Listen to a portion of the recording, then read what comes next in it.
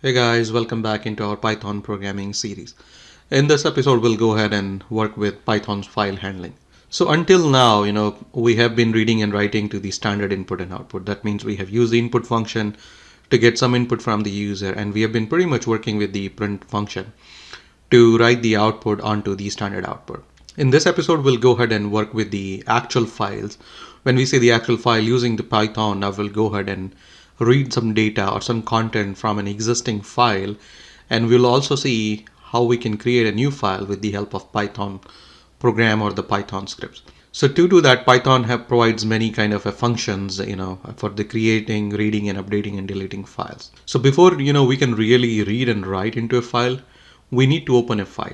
When I say open a file means there is an exemption. Okay, hey, there is already an existing file, and probably we are interested in reading the content of that particular file. So in previous episode, we had worked with the class as an object, where we define a class, and to use some of the attributes of that class and the methods of that class, we will go ahead and we were creating an object.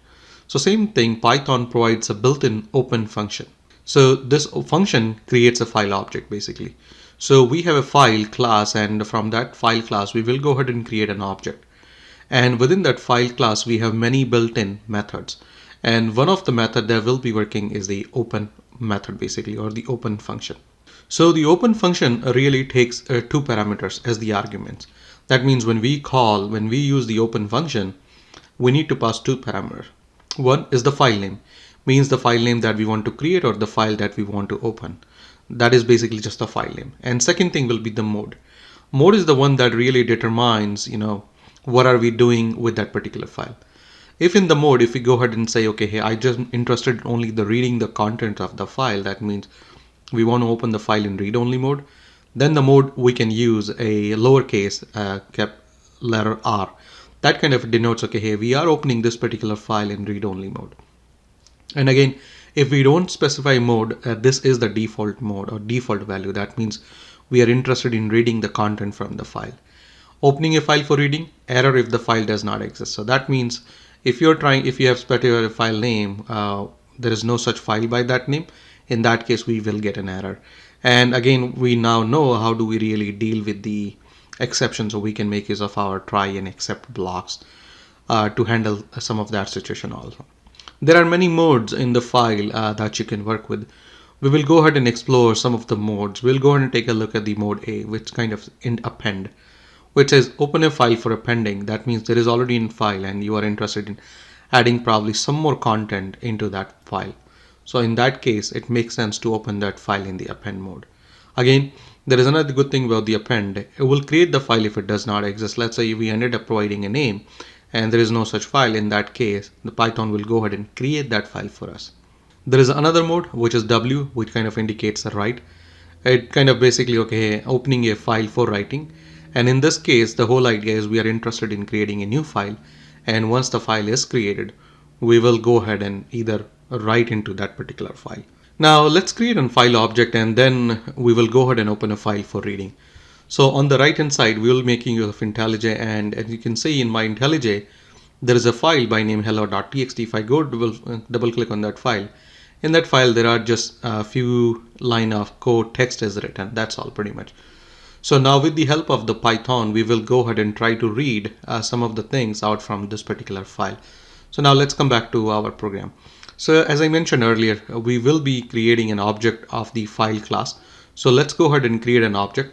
So now we will just simply say, call the object anything. In this case, I'm just indicating file by letter F. So we'll just go and say F is equals to open. Hey, we are interested in calling the open function. Now within the open function, there are a few things that we can pass. We can pass a file, there is a mode, and there are a few more things. So the least we'll go ahead and pass is the file and the mode. So let's go ahead and simply double click here. The first thing is expected is to provide a file name. So in this case, we are interested to open the file hello.txt. And as I indicated, if we don't specify a mode, the default mode is R, which indicates, okay, hey, we are opening the file in the read-only mode. But I think it makes perfect sense sometimes to really provide a mode, so it's much more clear, okay, hey, what are we trying to do with this file? So I'll go ahead and put a comma here, and we'll specify the mode as R. R indicates, okay, hey, we are opening file in read-only mode, and I can go ahead and specify a T. That would indicate, okay, the file that we are trying to open, it's a text file. The another type of file that we can work in Python are the binary files, basically. Like if you're trying to work with some image or anything. Now, if at this stage, if we go ahead and execute this program, nothing will happen really. So in the backend, Python will go ahead and create an object, and with the help of that object, we open this particular file in read and read-only mode, which is definitely a text file. But now once you open the file, what we can do, okay, we know in that file there was some content. So probably we can go ahead and read the content out of that file and print on our standard output. So same thing within the file class, it has many methods basically. So once an object is created, we can make use of those methods and perform some actions like we did earlier. So like we have opened a file. Now we can read the content of that file using this read method. And this method is again coming from your file class. And what this method does, it will go ahead and print the contents of the file on the screen. So now let's go ahead and try that. So now we went ahead and we created an object f, and in that we are opening a file hello.txt. Now let's try doing f dot. So when we do an f dot, and if you recall, that will go ahead and show all the attributes and methods available in that particular class or in that object. And within that, there are a few things. And one of the method that we are interested is read. So with the read, we can go ahead and specify a self, and as well as we can specify an n here. So just let's simply go ahead and do a call f dot read. And now we have an f dot read. What do we want to do with the f dot read? Simply just go ahead and call the print function, pass it to the read. Hey, whatever you're reading, just pass that to the my print function. Now let's go ahead and try executing this program at this stage and then see what happens. So let me go ahead and execute. And as you can see, we are seeing a bunch of lines being printed on our output. That really indicates, okay, hey, we went ahead and opened a file successfully. In the read-only mode, we read all the content of that file using the read function or the read method, and we passed that to the print in terms of printing all the content onto our standard output. That's one of the easiest way to work with the files. Just open the file in read-only mode and print the content pretty much on the screen. And as you can see, by default, the read method returns the whole text. So that means if you're interested in reading all the content of a file, we can probably go ahead and make use of the read. But if you recall, when we were typing the read, there was an option that says n. So let's see what really the use case for the n. So in this case, now let me go ahead and specify n value being probably 10 or 20 or 15. Let's go ahead and specify 15. And let me go ahead and clear this output. Now we are calling this read method, but we are providing an integer value of 15. Now let's go ahead and run this program and then see what happens. And as you can see, when we provide an integer value 15 or 10 in any case, that means this read function is going to return the first 10 or 15 characters from this particular file that we have opened basically. So that is the whole idea of providing a value of n inside this read function. If you are interested in reading only certain character, want to fetch from the file, we can go ahead and make use of this n parameters here. Just like the read, there are many more methods which are available in this class that we can really use. So now we have another method that we can go ahead and use. There is another method called read line. And let's see what happens when we do a read line on this one. So let me go ahead and comment this line. We'll say f dot read line.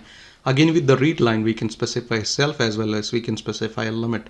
So let me just go ahead and call read line, and whatever we do in the read line, let's pass it to our print function and then see what happens in this case. So now let me go ahead and clear this output and execute our program. And as you can see, we ended up printing one line from this our hello.txt. And if you see, this is the whole line pretty much in this file. If you want, we can make multiple lines out of this line. So let me go ahead and break the line here. Okay, this looks good. Now let me go ahead and, okay, this line also looks good. And let's go ahead and break this particular line too.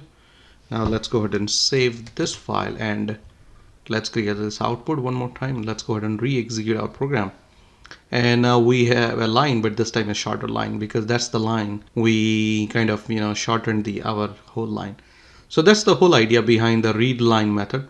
Using the read line method, we can go ahead and read one line at a time. That means if we need to read next line, we can again go ahead and call the read line method, and we can pass that back to the print to print the result.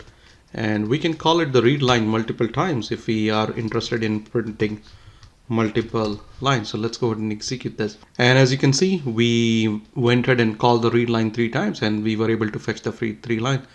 That means I can really iterate over this file object, and we can call this read line to read all the content from this file. Let's go ahead and try doing that. Instead of typing multiple read lines, we can go ahead and make use of our loop that we had learned earlier. So for that, just we have already opened an object of that for this particular file f. So now just simply say, okay, we can say for each line in my file object, what do we want to do? We just want to simply print each line. Now let's go ahead and execute this program. So we just said, okay, hey, go ahead and read a line by line from this file and go ahead and print that on the screen. So that's another powerful concept using the loops. If you recall earlier, in this case we opened the file in read-only mode and we fetched one line at a time, and we went ahead and printed that line on our screen. We have been dealing with a file where we had some content and we were pretty much reading those content.